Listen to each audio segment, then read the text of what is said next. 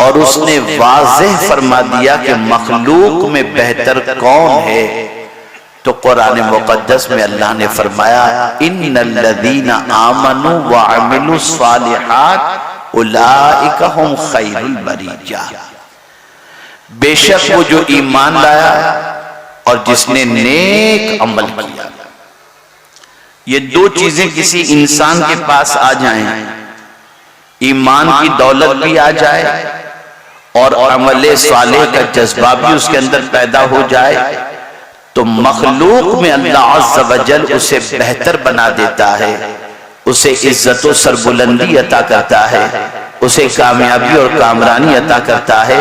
वो इंसान दुनिया के इंसानों के सामने भले गुर्बत की चक्की में पीसा जा रहा हो, उसके जिस्म पर कीमती लिबास भले न हो, उसके पास रहने के लिए झोपड़ा भले हो, उसके पास चलाने के लिए साइकिल भले हो, अगर उसके पास चटाई ही है, नर्म गद्दा नहीं, लेकिन अगर उसके पास ये दो दौलतें मौजूद हैं, ईमान और अमल सालेह, किसी इंसान के नजदीक वो कमतर हो सकता है, लेकिन मेरे मौला के नजदीक यही सबसे बेहतर इंसान है। बहुत अच्छा, माशाअल्लाह। मेरे प्यारे आका सल्लल्लाहु अलैहि वसल्लम के प्यारे दीवानों, मुसलमान के पास ईमान की दौलत तो किसी हद तक है और मुसलमान अपने आप को मोमिन जरूर कहता है, लेकिन अगर उसकी जिंदगी में झांक करके देखा जाए, बल्कि अगर मैं ये कहूँ तो गलत न होगा, इतना बड़ा मजमा है, इस मजमे के अंदर अगर आप तलाश करें और पूछें लोगों से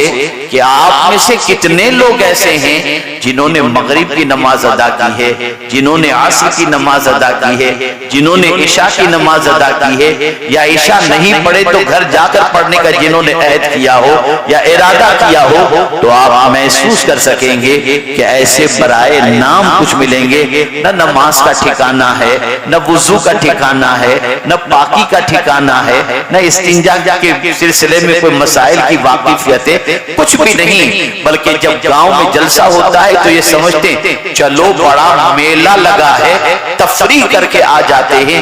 और अगर आप इस नीयत से नहीं आते तो फिर आपकी जिंदगियां बदलती क्यों नहीं है? आप नमाजी क्यों नहीं बन जाते? आप दीन क्यों नहीं सीखते? आप अल्लाह के बताए हुए रास्ते पर क्यों नहीं चलते?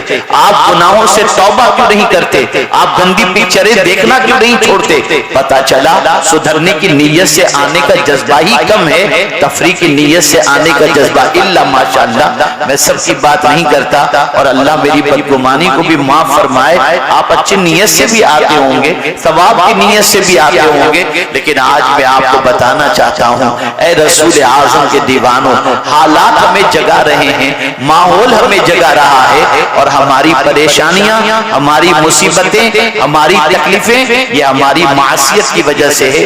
एक जुमला आपकी समातों के हवाले करता हूँ, जहन में रखिएगा, उलमा से इस्लाह की गरज से सुनने की गुजारिश करता हूँ। मुसीबत पहले नहीं आती, पहले मासियत फिर मुसीबत। पहले मासियत फिर मुसीबत। पहले इंसान गुनाह करता है फिर मुसीबत आती है। कुरान कहता है मा असाबका मिन मुसीबतिन फबिमा कसबत अयदीकुम, तुमको जो मुसीबत पहुंचती है वो तुम्हारे हाथों की कमाई।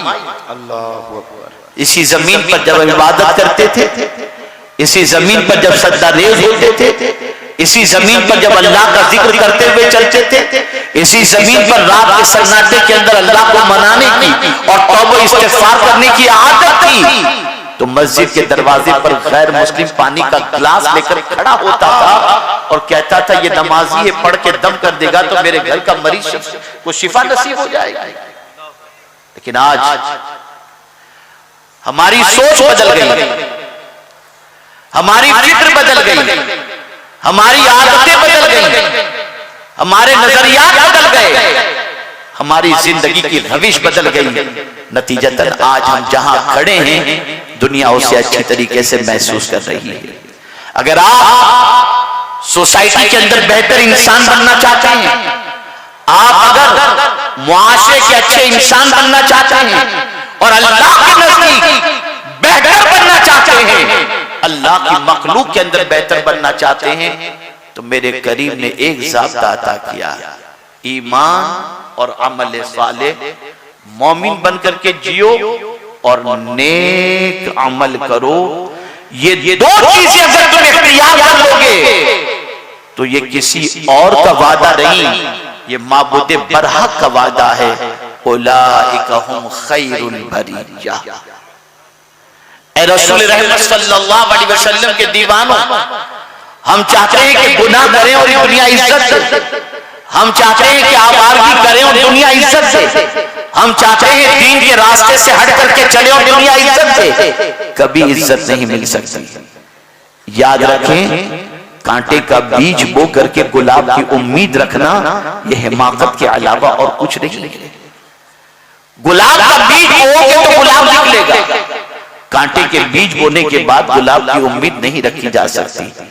मैं जब कभी झारखंड की सरजमीन पर, बिहार की सरजमीन पर, बंगाल की सरजमीन पर और यूपी की सरजमीन पर आता हूं तो मैं बहुत भोले भाले चुलबुले नौजवानों की एक बड़ी तादाद देखता हूं जो बेचारे दीन के नाम पर आ जाते हैं, लेकिन उनको न बात करने का शऊर होता है, न बैठने का शऊर होता है, न हाथ मिलाने का शऊर होता है, न उनके पास कोई तालीम होती है। बस आकर के बैठ जाते हैं, अच्छी बात लगी तो कुछ गुनाहों से तौबा कर ली, और अगर कोई बात समझ में नहीं आए तो बड़ा मजा आया, फिर हंसते खेलते मौज मस्ती करते हुए चले जाते हैं। आज एक वाकया मैं आपको सुनाना चाहता हूँ, खासतौर पर मेरे उन नौजवान बच्चों को जिनकी उम्र बहुत कम है। आप इनकलाब ला सकते हो, आप मुआशरे को संवार सकते हो। कैसे? मैं आपको बंगाल का एक वाकया मेरा अपना बताऊं। मेरे एक दोस्त है मुफ्ती साहब, उन्होंने बड़ी रिक्वेस्ट की मुझे कि आप मेरे यहाँ चलें। मैं उमूमी तौर पर बहुत सारे इस किस्म के इलाकों से थोड़ा सा डरता हूँ, घबराता हूँ, लेकिन उनके इसरार पर मैं उनके इलाके में गया। सफर था, जब उनके गांव में हम पहुंचते हैं तो गांव में एंटर होते ही एक अच्छी इमारत थी। उन्होंने वो इमारत बताई, बोले हजरत ये इमारत देख लीजिए आप। मैं देखा, बोले हजरत ये स्कूल है। मैंने कहा माशाअल्लाह, आपके छोटे से गांव में इतना बड़ा स्कूल? बोले हाँ। फिर उसके बाद कयामगाह पर पहुंचे, चाय नाश्ता हुआ और फिर गुफ्तगू का सिलसिला शुरू हुआ। मेरे बच्चों गौर से सुनो, कान खोल करके सुनो, अच्छी तरीके से सुनो। मुफ्ती साहब ने कहा कि हजरत जो इमारत आपने देखी ना, वो स्कूल जो आपने देखी? मैं बोला हाँ। आपको मालूम है किसने बनाई? मैंने कहा नहीं।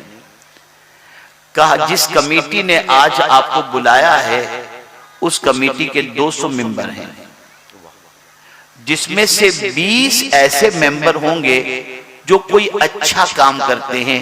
मिसाल के तौर पर कोई पीयूपी का काम करता है, कोई फर्नीचर का काम करता है। इस तरीके के 20 लोग होंगे और 180 या गालिबन 160 मेंबर ऐसे हैं जो बड़े शहरों की होटलों के अंदर बर्तन साफ करते हैं। 200 मेंबरों की वो जमात, वो कमेटी, जिसमें से 160 या 180 बच्चे बेंगलोर, मुंबई, कोलकाता, दिल्ली, वहां की होटलों के अंदर बर्तन साफ करते हैं। इन 200 बच्चों ने मिलकर ये स्कूल बनाया है। मैंने कहा इन बच्चों के दिल में स्कूल की तड़प कैसे पैदा हुई? अब मुफ्ती साहब का जवाब सुनिए।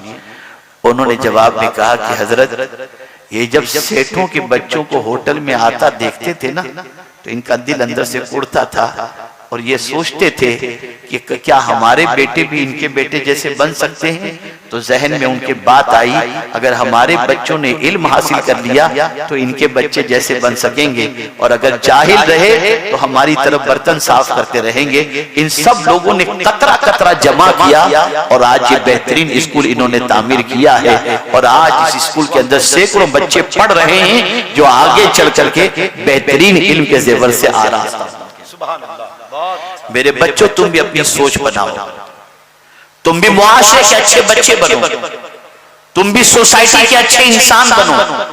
तुम्हारे अंदर भी एक जज्बा होना चाहिए। तुम्हारे पास भी दिल है, तुम्हारे पास भी दिमाग है, तुम्हारे पास ईमान की दौलत है। सिर्फ कमी है तो इस चीज की कि तुम्हारे पास कोई गाइडलाइन नहीं। तुम तुमको कोई संभालने वाला नहीं, तुमको कोई संवारने वाला नहीं, अपनी मर्जी से बड़े हो रहे हो, माँ बाप पढ़े लिखे नहीं और अपनी मर्जी से बड़े होने के बाद अपनी मर्जी से चल रहे हो और अपनी मर्जी से जी रहे हो, तुम्हें यह शऊर नहीं है क्या चीज अच्छी है और क्या चीज बुरी। लेकिन आओ मैं तुम्हें एक दावत देता हूँ, एक फिक्र देता हूँ, तुम सुन्नी दावत इस्लामी के माहौल से वाबस्ता हो जाओ, तुम अपने आप को दीनी तालीम से आरास्ता कर लो, तुम अपने आप को दुनियावी तालीम से आरास्ता कर लो। याद रखो एक दिन तुम देखोगे कि तुम भी यहाँ बैठे होगे या किसी बुलंदी पर बैठे होगे और दुनिया तुम्हारा इस्तकबाल कर रही होगी, दुनिया तुम्हारा वेलकम कर रही होगी। उसके लिए कोई सरमाए की जरूरत नहीं है, दो चीजें अपनी जिंदगी में इख्तियार कर लो, ईमान और अमल सालेह। जब ये दो चीजें तुम इख्तियार कर लोगे तो अल्लाह अज़्ज़ व जल्ल ने फरमा दिया तुम मखलूक के अंदर सबसे बेहतर बन जाओगे।